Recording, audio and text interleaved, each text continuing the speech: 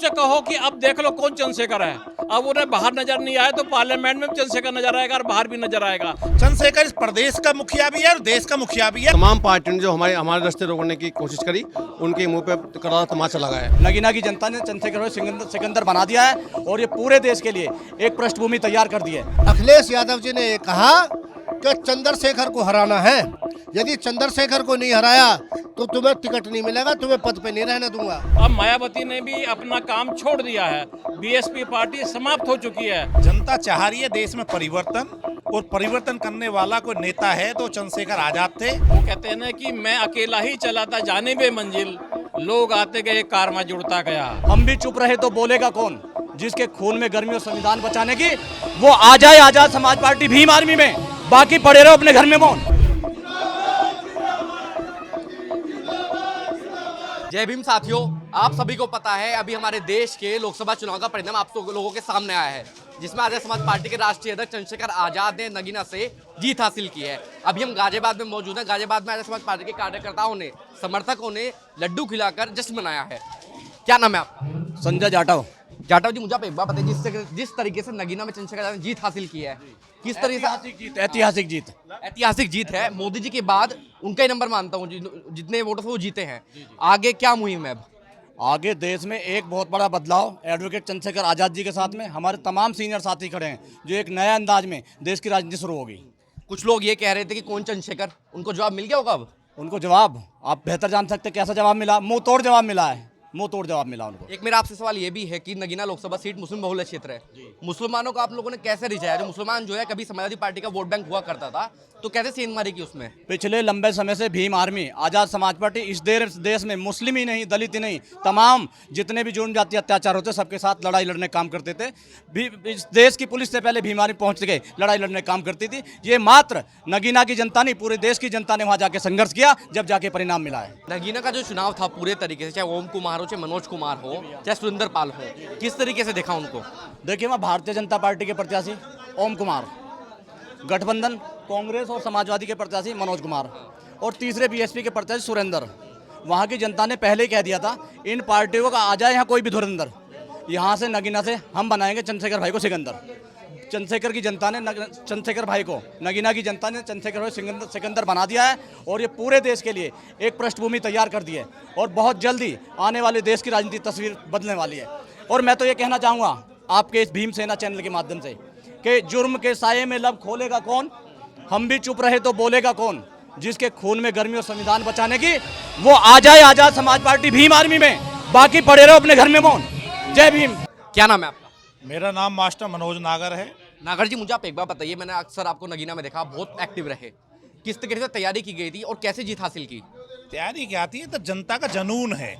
जनता चाह रही है देश में परिवर्तन, और परिवर्तन करने वाला कोई नेता है तो चंद्रशेखर आजाद थे। इसलिए आम जनता में एक मैसेज गया है कि अगर देश में कोई अगर परिवर्तन कर सकता है, दलितों को, पिछड़ों को, मजलूमों को, असहायों को अगर कोई दे सकता है तो चंद्रशेखर आज़ाद है। और चंद्रशेखर आज़ाद ने सिद्ध करके दिखा भी दिया। कहीं का कोई भी जुल्म की बात हो, पूरे हिंदुस्तान में अगर जाने का काम करते थे तो चंद्रशेखर आज़ाद वहाँ पहुँचने का काम करते थे। ये जो लोकसभा चुनाव है, ये तो एक मात्र बहुत छोटी सी चीज़ है। चंद्रशेखर चीज तो वो व्यक्ति है जो देश में परिवर्तन करने वाला है, इस देश की सत्ता में परिवर्तन करने वाला है। तो चंद्रशेखर को लोगों ने जांच लिया है, और जनता जो है चंद्रशेखर जी के साथ है, और बहुत बड़ी मुहिम बन के तैयार हो रही है। चंद्रशेखर आजाद को कुछ नेता कहा करते थे कौन चंद्रशेखर, अब जवाब मिला नहीं मिला उन लोगों को? ये जवाब तो सब मिल गया, जवाब और भी बड़ा मिलेगा। ये सबको पता है कि चंद्रशेखर कौन है, लेकिन चंद्रशेखर को नेगलेक्ट करने का इरादा था कि चंद्रशेखर कहीं कोई बड़ा नेता न बन जाए, लेकिन वो रोक नहीं पाएंगे। चंद्रशेखर इस प्रदेश का मुखिया भी है और देश का मुखिया भी है। आने वाला समय ये चंद्रशेखर आजाद का है। ये जो हमारी आजाद समाज पार्टी है, इसका समय है। क्या नाम है आपका? सतपाल चौधरी। चौधरी साहब, मुझे आप एक बार बताइए, नगीना लोकसभा में सबसे ज्यादा एक्टिव रहे आप चंद्रशेखर के साथ, किस तरीके से आपने जो वहाँ के वोटर्स थे, चाहे अखिलेश यादव के वोटर की बात करूँ, चाहे भाजपा के वोटर की बात करूँ, तीनों प्रत्याशी आपके सामने थे। ओम कुमार तो सिटिंग विधायक थे, लोकल के ही थे, कैसे चुनौतियों का सामना करना पड़ा था वहाँ पर? देखिए, सामना कुछ नहीं, हमें केवल भाई चंद्रशेखर आज़ाद के संघर्ष को घर घर पहुँचाया, कि उनकी जो संघर्ष की गाथा है, जो हिस्ट्री है, उसको हमने घर घर पहुँचाया। लेकिन मुझे खासकर शिकायत अखिलेश यादव जी से है। वो 2 बार आए वहाँ, और पहली बात, लोग उम्मीद कर रहे थे गठबंधन में जब तुमने तृणमूल कांग्रेस के लिए सीट छोड़ दी तो भाई चंद्रशेखर के लिए भी सीट छोड़ देते, नहीं छोड़ी। उसके बाद भी हमारे कार्यकर्ता भीम आर्मी आज़ाद समाज पार्टी के लोग अड़े रहे कि भाई चंद्रशेखर को जिताना। फिर अखिलेश यादव जी ने पता नहीं क्या दुश्मनी निकाली, फिर आए वहाँ प्रचार में भाई चंद्रशेखर आज़ाद के खिलाफ मीटिंग करके गए। फिर और संजय सिंह को तो हम अपना मानते थे, आम आदमी पार्टी वाले को। आम आदमी पार्टी के संजय सिंह भी आए कि भाई चंद्रशेखर आज़ाद के खिलाफ नजीबाबाद में मीटिंग करना। और लास्ट में हमें जो फीडबैक मिला कि वहाँ के समाजवादी पार्टी के तीनों विधायक, 6 चेयरमैन और जिलाध्यक्ष और विधानसभा अध्यक्ष को अखिलेश यादव जी ने ये कहा कि चंद्रशेखर को हराना है, यदि चंद्रशेखर को नहीं हराया तो तुम्हें टिकट नहीं मिलेगा, तुम्हें पद पे नहीं रहने दूंगा। ये इस तरह की जो बात कही है अखिलेश यादव ने, ये बहुत ही इसका बड़ा गिला और शिकवा है हमें। ये इस तरह की बात नहीं करनी चाहिए थी। क्या अखिलेश यादव को आने वाले चुनाव में ये डर है कि नया नेता पैदा हो गया है, कुछ सीटें गठबंधन के कारण चंद्रशेखर को देनी पड़ेगी, इस बात का खौफ था क्या उनको? बिल्कुल यही खौफ होगा, डर होगा, तभी तो चंद्रशेखर की खिलाफत कर रहे थे वो। तो आने वाले समय में क्या चंद्रशेखर आजाद यूपी के मुख्यमंत्री बन सकते हैं? नगीना ने तस्वीर साफ कर दी है कि इस देश का, उत्तर प्रदेश का नहीं, देश का दलित और मुस्लिम ये गठबंधन बन चुका और उसमें बाकी ओबीसी की जो बिरादरी है वो साथ आएंगी और भाई चंद्रशेखर आज़ाद उसको लीड करेंगे। ठीक है, आगे जी थोड़ा सा भैया। क्या नाम है आपका? मेरा नाम विजय कुमार जाटव है और राष्ट्रीय कोर कमेटी सदस्य हूँ। विजय जी, मुझे आप एक बात बताइए, जिससे के तरीके से आज अपने जश्न मनाया यहाँ, आगे क्या क्या चुनौतियाँ हैं आप लोगों के लिए? देखिए, चुनौती कुछ नहीं है, जो समाज में काम करेगा वो आगे बढ़ता जाएगा और हमारे लिए चुनौती ना कभी थी ना कभी होंगी। साथ जिस तरह से आप देख रहे हैं अभी कि नगीना की जनता ने जो अपार प्यार जो दिया है जनता ने, वो चुनौती नहीं है, वो खुला रास्ता दे रही है वो कि आप आइए मैदान में खुला दी। और तमाम पार्टियों ने जो हमारे रास्ते रोकने की कोशिश करी, उनके मुंह पे करारा तमाचा लगाया और हम अब रुकने वाले नहीं है। और भाई आप बात कर रहे हैं कि क्या चंद्रशेखर यूपी के सीएम बनेंगे? यूपी के सीएम के लागे नहीं, वो पीएम के लागे, वो पीएम बनेंगे। क्या नाम है सर? मैं डॉक्टर श्याम सिंह हूँ, मैं रिटायर्ड सीएमओ हूँ और आई सर्जन हूँ।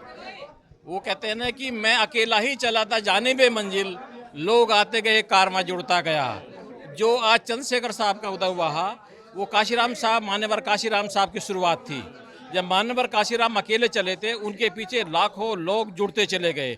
उनका जो मिशन था वो समाज के प्रति था और समाज के उद्धार के प्रति था और वंचितों की आवाज़ और दबे कुचलों की आवाज़ और पिछड़ों की आवाज़, दलितों की आवाज़, अल्पसंख्यकों की आवाज़ उठाने के लिए उन्होंने ये मिशन शुरू किया था, बामसेव शुरू किया था।